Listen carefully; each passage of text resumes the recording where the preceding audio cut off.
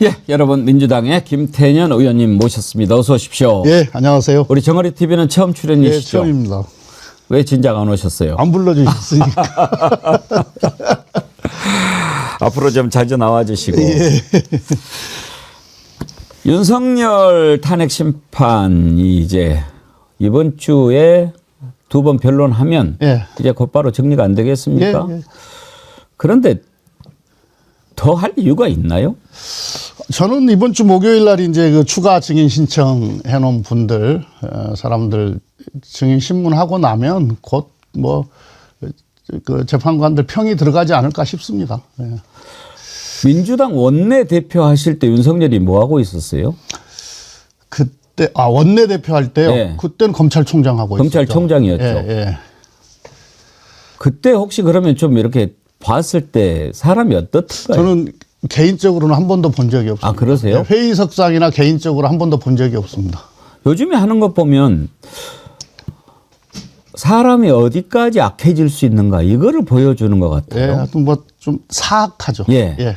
정말 사악해요. 사악합니다. 제일로 제가 사악하다고 느끼는 것은 자기 입으로 상식을 얘기해요. 예. 그러니까 상식적이지 않은 일을 뻔뻔하게 저질러 놓고 그걸 변명하기 위해서 상식적으로 그게 말이 안 되는데 내가 했겠느냐. 예. 그렇게 얘기를 하거든요. 뭘 상식을 막 자꾸 상식으로 만들려고 애를 쓰고 있죠. 근데 그건 잘 안 될 거고요. 그 다음에 또 하나는 되게 비겁합니다. 아주 비겁하죠. 비겁합니다. 예. 예. 본인이 져야 될 책임에 대해서 다 떠넘기고 그건 뭐 전혀 자격이 없는 사람이었었던 거죠. 예.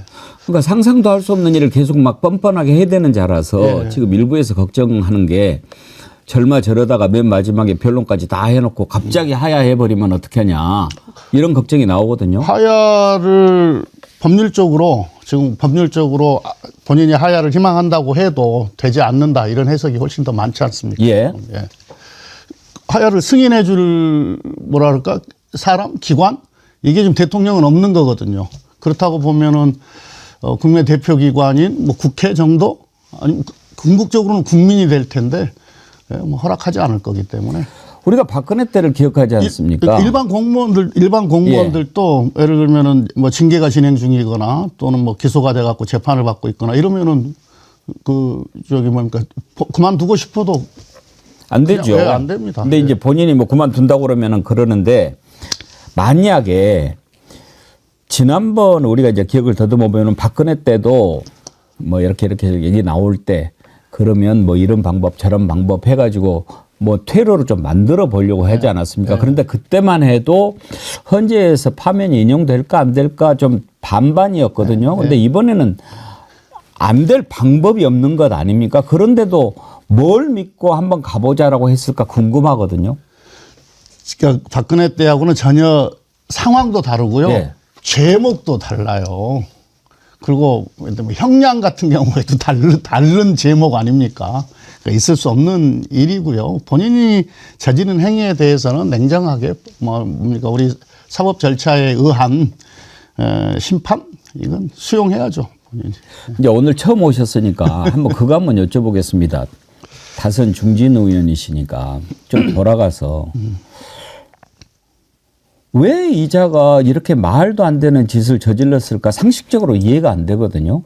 그러면 쭉 이렇게 지켜보셨을 때 뭐 때문에 이 짓을 저질렀다고 의원님은 생각하십니까? 그러니까 지금 이제 예를 들면 국정 운영과 관련해서 본인 마음대로 뭐 안 됐던 것은 뭐 물론 하나가 있는 건데요. 지금 최근에 나온 이야기로는 그 가족 김건희 씨의 어떤 와 관련된 것 때문에 명태균 게이트 이거 갖고 연결이 되어 있고 그 다음에 이제 국민의힘 일부에서도 특검법에 찬성할 기류가 있었다. 이걸 막기 위한 것이었고 그 이유가 컸고 결국은 그러면 지향했던 것은 뭐냐? 장기 집권을 지향했던 것 같아요. 그걸 꿈꿨던 것 같아요. 그래야 이제 뭐 본인들의 어떤 비리나 이런 것들을 다 감출 수 있었으니까요. 이번에 노상원 수첩에서 이상한 게 하나 나왔어요. 중국과 러시아 선거제도 연구 이런 대목이 하나가 나왔어요. 중국과 러시아. 그럼 중국과 러시아의 공통점이 뭡니까? 장기 집권이죠. 그렇죠. 예. 선거제도를 연구한다 이런 게 나왔다니까요. 근데 그 지가 뭐 장기 집권 하고 싶다고 됩니까? 에이, 우리 국민들 지금 국민들이 애가락하지 않죠. 그러니까 기본적으로 우리 국민들의 수준을 모르는 것 같아요, 이자가. 그래서 저는 처음에 이제 집에 들어가다가 계엄이 발표됐다는 이야기를 들었는데 그래서 제가 바로 페이스북에다가 하나 올린 게 뭐 두 줄짜리 하나 올렸었어요. 윤석열이 미쳤다. 드디어 미쳤다. 네. 네. 스스로 명을 단축하는구나. 예. 그러니까 국민들의 힘에 의해서 뭐 실패뿐만이 아니라 이게 이제 제대로 임기 채우지 못할 것 같다 이런 생각을 그때 바로 했었죠. 돌아버린 거죠. 네. 그러니까 이제 국민들이 막 이렇게 아무리 뭘 해도 안 받아들여 주니까 그냥 돌아버린 거죠. 뭐. 그러니까 이제 국가 지도자라고 하면 뭐 선거에서 지고 그랬으면은 뭐 선거에 지든 이기든 간에 뭐 야당하고 대화도 하고 뭐 협상도 하고 그래서 본인이 하고 싶은 일이 있으면은 야당의 동의도 구하고 또 본인이 하고 싶어 하는 것만큼 또 야당에서 주장하거나 또는 하고 싶어 하는 일을 받아들이고 이런 게 정치죠. 근데 이제 그런 뭐랄까 의식 전혀 없고 특히나 그런 훈련이 안 되어 있어요. 그렇죠. 예. 그런 것도 좀 여쭤보고 싶어요. 이제 사실은 정책통이시니까 정책 관련된 거 뭐 이런 것도 좀 여쭤보겠지만 예. 중진 의원이시니까 이번 일을 보는 것에 대한 좀 시각을 제가 여쭤보고 싶어가지고 그러는 건데 왜 이런 일을 저질렀을까 하는 것이 참 궁금했는데 그 말씀 해 주시니까 좀 정리가 되는 것 같고 윤석열은 그렇다 치고 지금 국민의힘은 왜 이러는가도 정말 이해가 안 갑니다. 왜 그렇다고 보십니까? 뭐 많은 국민들이 이해가 안 가죠. 이해를 할 수가 없죠. 어떻게 정말 이해가 안 가요. 내란과 위헌 불법적 계엄을 저렇게 옹호하고 나서겠습니까? 아까 상식 말씀하셨는데 네. 상식적으로 보면은 정말 저도 잘 이해가 안 가요. 그러나 이제 이 사람들 머릿속에는 뭐가 있는 거냐면 오로지 정권, 권력만 있는 거죠. 그러니까 이 대선이 이제 왔다. 이 대선을 이기기 위해서는 어떻게 해야 될 것인가. 그렇게 봤을 때는 지난번 박근혜 탄핵 때를 뭐랄까 뭐 지들 나름대로는 이제 학습 효과가 좀 있는 것 같아요. 학습을 한 것 같아요. 그래서 지금 버티지 않으면 대선 속수무책으로 무너진다. 이렇게 보는 것 같습니다.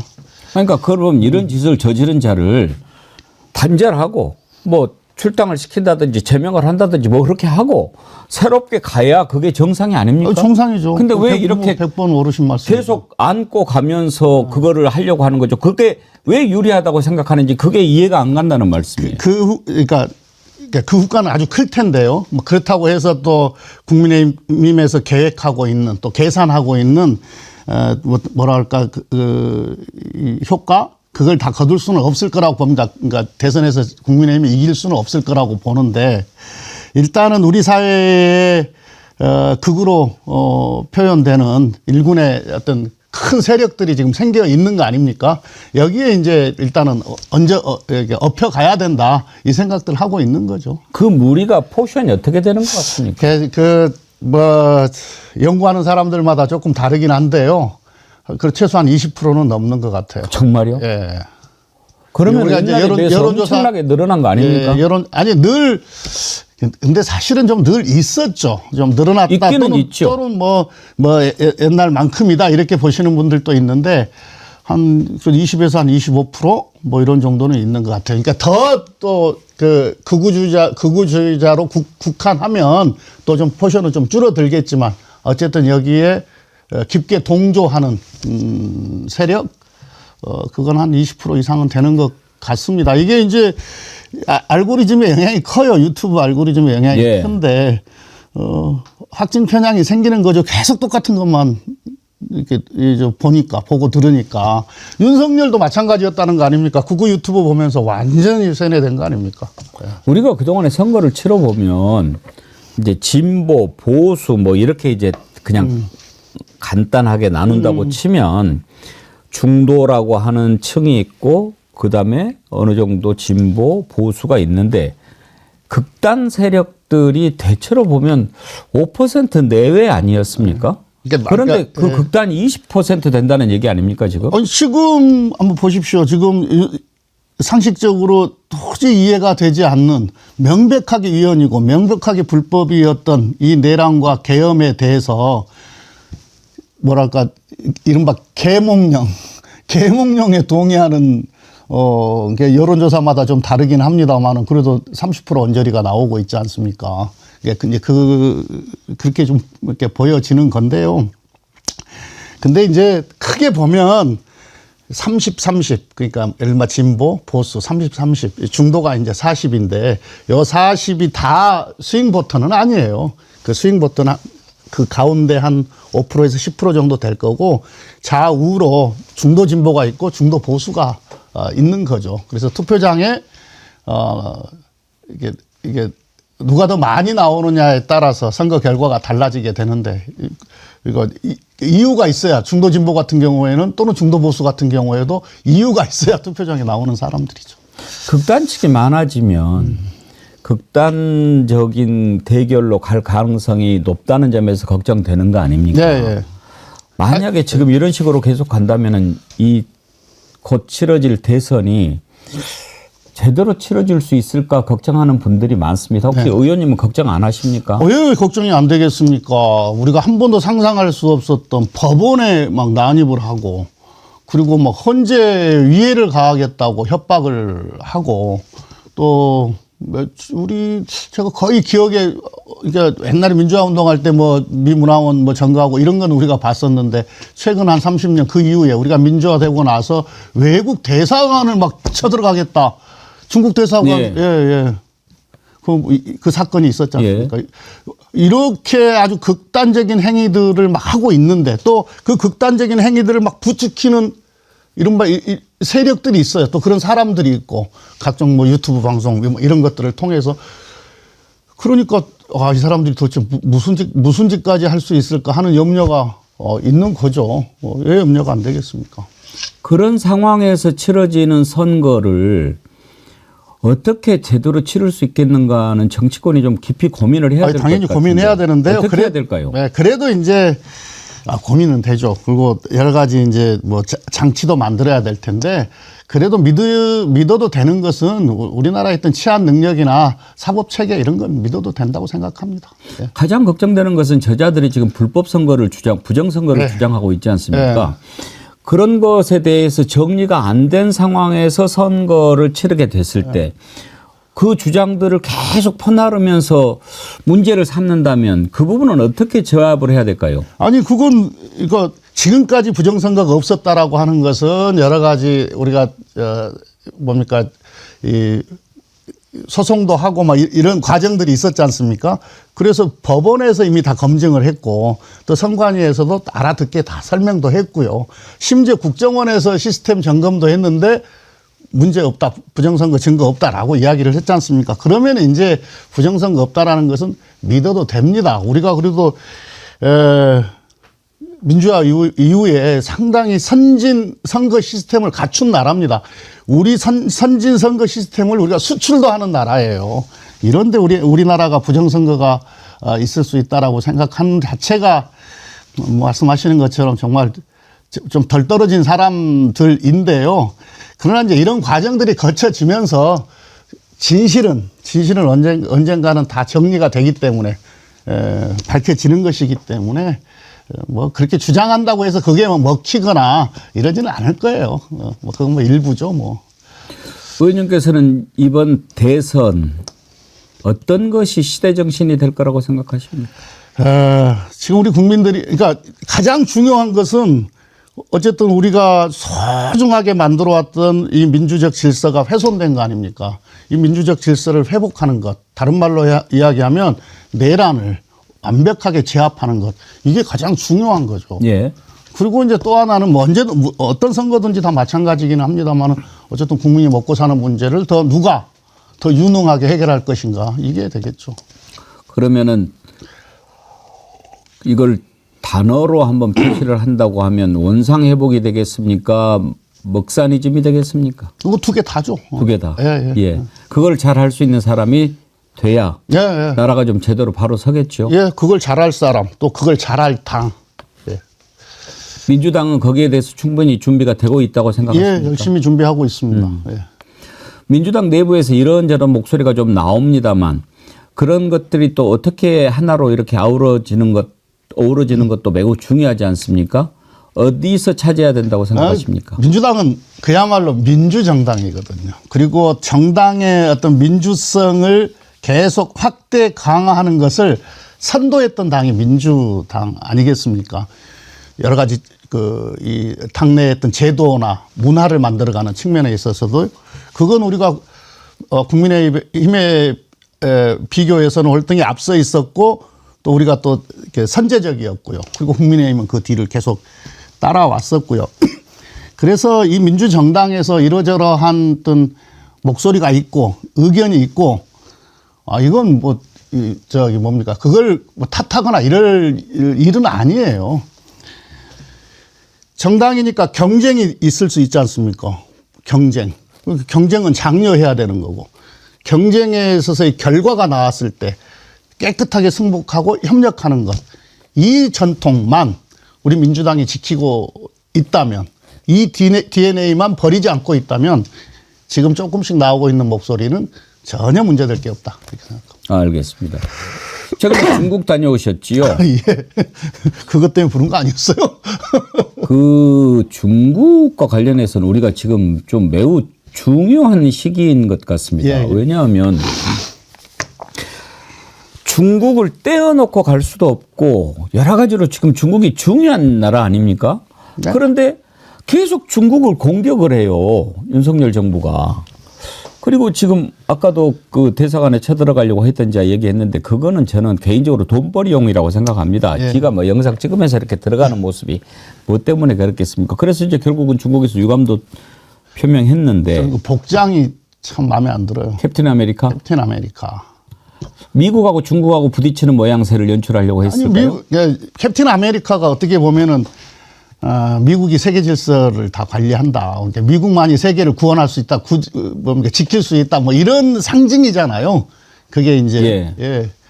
그러니까 중국 대사관에 그 캡틴 아메리카 뭐 이걸 입고 감으로써 뭐 꼭 이번만은 아니고 원래 그자가 그걸 입고 다녀요. 뭐 이게 성조기하고 같은 예. 건데 본인이 마치 요원인 것처럼 그렇습니까? 그 사람이 그걸 입고 다니죠? 원래 좀 캡틴 아메리카 이렇게 들고 다니는 자인데 그 또라이 얘기는 길게 얘기할 생각이 할 얘기는 없고. 아니고요. 근데 그 중국에서 우리 정부가 막 이렇게 하는 것에 대해서 어떻게 생각하는지 궁금한데 이번에 시진핑도 만나셨다면서요. 네. 우원식 의장이랑 같이 가신 네, 겁니까? 같이 갔습니다. 근데 그 시진핑이 이렇게 딱 그 일정 잡는 것이 사실은 쉽지는 않을 텐데 어떻게 성사가 됐습니까? 아니 이제 좀 그 국회의장 방문과 관련해서 좀 설명을 드리면 이제 요 내란 계엄, 불법 계엄이 있고 나서 국제사회에서 이 세계 10대 경제 대국이라고 하는 또 민주주의 선진국이라고 하는 한국에서 어떻게 이런 일이 일어날 수가 있느냐. 대외 신인도가 문제가 될 수도 있거든요. 이건 국제사회에 대한민국은 민주적 절차, 사법 질서에 의해서 처벌할 사람들을 처벌하고 또 정상적으로 정치 일정은 진행될 것이다. 이런 설명을 할 필요가 있거든요. 그래서 국회의장께서 이제 의회 대표단, 국회 대표단을 미국도 보내고 일본도 보내고 그리고 유럽도 보냈어요. 그게 그 중에 하나가 이제 중국도 있었어요. 그래서 원래 제가 대표단 이끌고 가기로 했었는데 마침 하얼빈에서 동계 아시안 게임이 열렸어요. 그래서 저울라지 전인대 상무위원장이 우원식 국회의장을 초대를 했는데 계기가 아주 좋은 계기고요. 그리고 이제 시진핑 면담도 성사가 됐기 때문에 갔던 거죠. 그랬군요. 그래서 성과가 아주 많이 있습니다. 어떤 성과를 최고로 꼽습니까? 좋았습니다. 그러니까 이제 이 각종 공식 환담 자리나 또는 면담 자리나 회의 자리나 또는 비공식적인 자리에서나 양국 간의 여러 현안들에 대해서 우리가 충분히 이야기를 했고 특히 이제 우원식 국회의장과 시진핑의 면담 자리에서는 우원식 의장이 하고 싶은 이야기를 거의 다 했거든요. 거기에 시진핑 주석이 다 코멘트를 달아서 답변을 해주더라고요. 또 본인 의견도 이야기를 해주더라고요.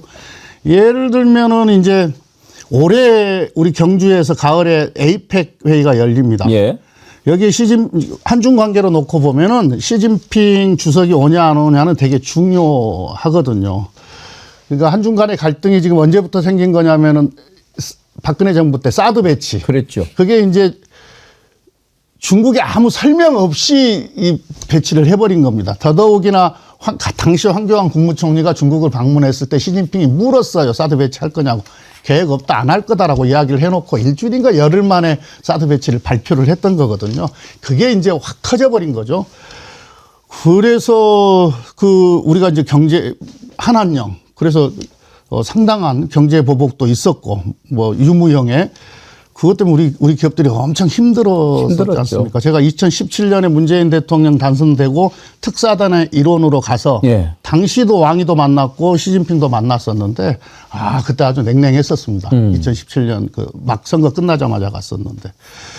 그리고 이제 문재인 대통령 그 기간에 한중 관계를 개선하기 위한 많은 노력들이 있었죠. 고위급 회담도 여러 차례 있었고 또 문재인 대통령 방중도 했고 그런데 안타깝게도 또 뭡니까? 코로나 때문에 양국 교류가 확 단절이 돼 버렸어요. 거기에서 이제 교류가 이렇게 사람들이 못 만나기 시작하니까 뭐 유튜브나 이런 거를 통해서 뭐 혐중, 혐한 뭐 이런 게 증폭된 게 있고요. 특히 이제 윤석열 정부 들어와서 이 국내 정치용으로 일로 치면 반중을 이용하거나 증폭을 시킨 거죠. 거기다가 기억하시겠습니다만은 불필요한 대만 관련한 발언 이런 게 이제 아주 한중 관계를 매우 냉랭하게 만들었던 건데 그래서 이제 이런 문제들을 다 해결하기 위해서는 대화도 자주 있어야 되는데 그래도 중국이라는 나라의 특징은 최고 지도자가 어떻게 생각하고 최고 지도자가 어떤 방향을 가리키느냐에 따라서 또 최고 지도자의 어떤 액션에 따라서 어떤 국가 정책들이 많이 이게 만들어지기도 하기 때문에 가을에 열리는 에이펙에 시진핑 주석이 오는 것은 되게 중요합니다. 그래서 제가 작년에 가서도 제가 한중원연맹 회장이니까 작년에 가서도 그 요청을 했었고 뭐 왕이나 저울러지 상무위원장한테 이번에 우원식 의장도 그 이야기를 했어요. 매우 긍정적인 대답이 왔어요. 에이펙에 주석이 참석하는 것은 관례다. 자국 정부의 관례여서 지금 정부 부처 간에 뭐 우리 표현으로 하면 긍정적으로 지금 논의하고 검토하고 있다. 근데 제 느낌으로는 가겠다. 특별한 뭐 예를 들면 한국에서 예를 들어서 뭐 윤석열처럼 막 불필요한 대만 발언을 한다든지 이런 경우는 아니면 가겠다. 저는 그렇게 해석을 했어요. 이런 건 큰 성과가 될 거고요. 그 다음에 이제 사드 이후에 이른바 한한령 때문에 지금 우리 이른바 K 컨텐츠가 중국에서 지금 드라마는 방영이 안 되고 있고 그다음에 공연도 지금 못 하고 있지 않습니까? 그래서 이거 이제 풀자 이 요구를 좀 지속적으로 하고 있고요.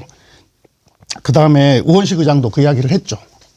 근데 의원님 보시기에 윤석열 정부가 어느 정도 조금 지혜롭게 이쪽 저쪽을 했으면은 좋았을 텐데 상당히 극단적으로 중국을 좀 적대시하면서 가지 않았습니까? 왜 그랬다고 생각하십니까? 그러니까 이제 이것도 아까 말씀드렸던 것 중에 연장선상인데요. 이게 이제 국내 정치용이에요. 그러니까 그게 많이 있어요. 그러니까 반중을 이야기하고 부추김으로써 정치적 이익을 얻을 수 있다. 이렇게 판단한 게 되게 컸던 것 같아요. 물론 뭐 국제 정세가 어떻게 돌아가는지에 대한 어떤 통찰 이런 것도 부족했지만, 그러니까 아까 말씀드렸듯이 이제 아까 사드 이후에 중국으로부터 우리가 뭐 유무형의 경제 보복도 당하고 하지 않았습니까? 그리고 코로나로 인해서 이제 양국의 교류가 단절됨으로써 일부 뭐 유튜브 등에서 뭐 한복도 우리 거니 뭐 또 우리 거 김치도 뭐 중국 거니만 이런 게 이제 상호작용을 일으켜 가지고 우리나라에서도 젊은 사람들을 중심으로 해서 반중이 되게 커졌거든요. 이걸 해소하는 게 되게 중요합니다. 저는 그래서 정치적으로 또는 외교적으로 노력하는 것도 되게 필요하지만 문화 콘텐츠를 통해서 완화시키거나 해결해 가야 된다 이렇게 생각을 하죠. 그러니까 정치는 상상력인데 이제 이런 거 아니겠습니까? 북경 큰 체육관이나 운동장에서 한국의 우리 K-팝 가수들하고 그다음에 중국의 뭐 유명한 뭐 가수들하고 합동 공연을 하고 그게 어떻게 보면 우리 한국의 국민들이 또는 청년들이 텔레비전으로 영상으로 보게 되고 그렇게 되면은 많이 녹아들 거 아닙니까? 그래서 이 이야기를 중국에 뭐 아주 그 기회 될 때마다 지금 이야기를 하고 있습니다. 이게 이제 우리 경제적으로도 되게 중요하지만 경제적으로 되게 중요합니다. 중국에서 이른바 한국에 대한 선호도가 높아진다라고 하는 것은 결국은 한국 상품이 잘 팔릴 수 있다는 이야기거든요. 그리고 이게 이제 이른바 한류의 힘인데 그래서 우리가 소프트 파워 역량이 엄청나게 커진 나라가 됐잖아요. 그래서 전 세계 한국 제품들이 잘 팔리는 거 아니겠습니까? 중국도 역시 마찬가지거든요. 과거에 그랬었고. 근데 이제 그게 이제 한중 간에 불필요한 갈등이 생김으로써 경제적으로 놓고 보면은 시장이 많이 우리로 놓고 보면 위축된 거죠. 외교라는 것은 어떤 경우에도 이렇게 극단적으로 가서는 안 되는 거 아닙니까? 예. 오늘의 적이 내일의 원수가 될 수도 있는 것이고. 예. 그러면 그러니까 국익 우선. 그렇죠. 예. 그게 우선이 돼야죠. 예, 실리. 예. 국익 우선. 이게 외교의 원칙이죠. 그러니까 도대체 뭐를 노리고 그렇게 했는지 모르겠다. 이런 말씀 아닙니까? 예. 이제 트럼프 시대가 되지 않았습니까? 예. 이제 사실 오늘 우리 김태년 의원님 모시고 우리가 생각해 보고 싶은 부분이 이 부분인데 김태년 의원님을 두고는 그런 평가가 많습니다. 외모는 장비, 머리는 공명, 인품은 유비. 세 가지를 다 갖추신 분이다. 트럼프 시대에 이제 미국하고 중국하고도 관계가 또 복잡해질 텐데 예. 우리나라가 아까 국익 말씀하셨는데 미국과 중국과 일본과 어떻게 관계를 정립하는 것이 제일 좋겠습니까? 예. 노태우 정부 이후로 우리의 외교 정책은 정리가 되어 있습니다. 일동맹, 일맹, 그건 미국이잖아요. 예. 삼우호, 우리 주변 국들이에요. 삼우호는 이거 뭐냐면 중국, 일본, 러시아. 그리고 일기본, 평화와 공존을 위한 이건 북한과 관련 일기본. 그러니까 일동맹, 삼우호, 예. 일기본. 예. 이 원칙에 충실하면 저는 해법을 만들어낼 수 있다고 보는 거죠. 아니 이제 보세요. 뭐 이렇게 지금 미중 기술 그러면 일 기본은 예. 어디예요? 북한. 아. 이건 이제 평화와 공존을 위해서. 예. 그 노태우 정부 때 남북 기본 합의서를 예. 만들었었던 거고요. 예. 그렇게 가져가야 된다. 그럼요. 예. 그 안에 다 들어가 있네요. 내내 그렇게 해 왔었어요. 역대 어느 정부도 그 원칙을 훼손한 적은 없었습니다. 왜냐하면 이제 강도는 조금 차이들이 있었겠지만, 근데 윤석열 정부처럼 이렇게 일방 외교를 한 적은 없었던 거죠. 되게 뭐라 그럴까 국익 상실의 외교를 한 거죠. 관련해서 짧은 것 두 가지만 그러면 여쭤보겠습니다. 지금 예. 이제 트럼프 출범한 이후로 이제 일본 총리도 가서 만나고 막 이렇게 하는데 네. 우리나라는 아직 뭐 상대를 안 해주지 않습니까? 대행 상대는 안 해줄 거예요. 그걸 가지고 예. 또 뭐 국민의힘에서 뭐라고 이야기하냐면 최상목 갖고는 안 되지 않느냐. 그리고 이제 경제통 한덕수가 빨리 그러면 탄핵에서 풀려 나가지고 그나마 해야 먹어줄 거다. 또 막 이런 얘기를 합니다. 한덕수는 대행 아닌가요? 그러니까요. 그러니까 만약에 한다고 하더라도. 그런 주장을 합니다. 예. 그것에 대해서 어떻게 생각하세요? 민주적 정통성. 그러니까 국가 지도자가 민주적 정통성을 가져야 될 거 아니겠습니까? 근데 한덕수가 됐든 뭐 최상목이 됐든 다 대행이에요. 그러면 새로운 선거를 통해서 대통령 선출될 때까지 이렇게 가도 괜찮을까요? 그 글쎄요, 기간이? 염려가 되죠. 그러니까 최고 컨트롤 타워가 지금 없는 거나 마찬가지이기 때문에 더구나 트럼프가 우리 뭐 대행 상대도 안 해줄 거고 만나지도 못할 거고 그러니까 여러 가지로 문제가 많이 있습니다. 사실은 지금 이른바 이제 트럼프 스톰 이게 막 몰려오고 있거든요. 이게 국가 역량이 총동원돼서 그러니까 정부, 기업, 국회 이런 국가 역량이 총동원이 되어서 협력 체계를 갖추고 대응을 해야 될 시기인데 어떻게 보면은 지금 정부가 그 공백이 지금 생긴 거 아니겠습니까? 제일 중요한 역할을 해야 되는.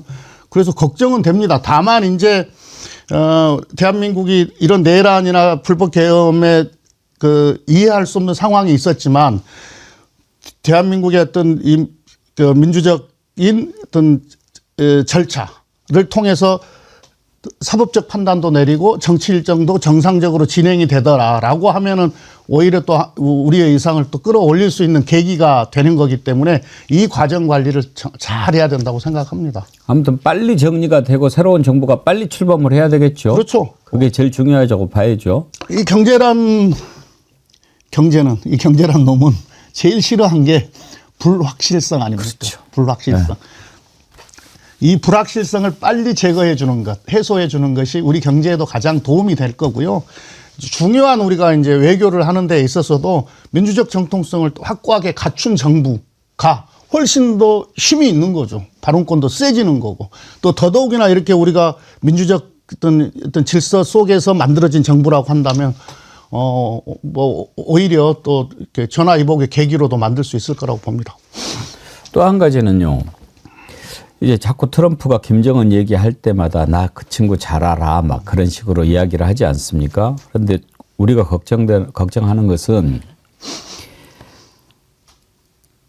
지금 이제 우크라이나 전쟁이라든지 이스라엘 전쟁 이런 것이 어느 정도 지어지면 이제 곧바로 김정은하고 뭔가 협상을 할 것 같은데 자꾸 저런 식으로 하면은 이러다가 그야말로 우리 빼고 둘이만 할 가능성이 있어요. 그렇지 않습니까? 코리아 패싱.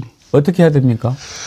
그렇게 안 되도록 해야죠. 그래서 새 정부가 잘해야 합니다. 그러니까 만에 하나 우리 대한민국이 완전히 패싱 당하고 북미 간에 직접 어떤 협상을 통해서 하게 됐을 경우에 핵 문제 등을 다루게 됐을 때 우리는 뭐가 되겠습니까? 그러니까. 예. 그래서 그런 일이 발생하지 않도록 어떻게 보면은 북한과의 어떤 대화 채널도 복원해야 되는 거고요. 그리고 트럼프 하고도 그렇게 되지 않는 상황을 만들기 위한 외교적 노력들을 잘 해야 되는 거죠. 그래서 민주당이 되게 중요한 건데요. 다행히 민주당이 이제 트럼프 일기를 경험해 본 당 아닙니까? 그러니까 트럼프 일기 때 그래서 그 인적 자원도 민주당한테는 비교적 풍부하게 있는 거고요. 끝으로 역사적 관점, 경험도 있고. 예, 역사적 관점에서 지금 이 상황을 어떻게 보고 어떻게 생각해야 될지를 중진 의원님께 여쭤보고 싶은 마음입니다. 뭐냐면 우리가 지금 미국 새로운 시대가 열렸고 중국하고도 일본하고도 또 막 이렇게 해야 되는 상황에서 지금 이 허비된다고 생각되는 시간들이 너무나 안타깝지만 네.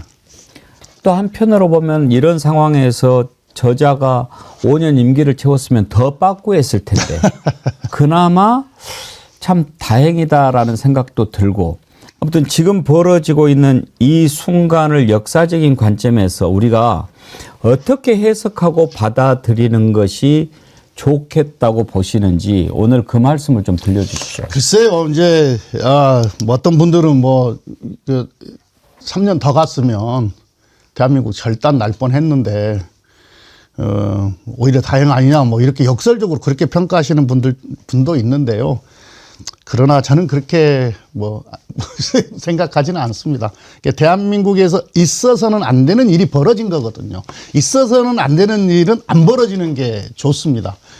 이 있어서는 안 되는 일이 벌어짐으로써 우리가 치루어야 되는 비용은 사회적 비용은 크거든요.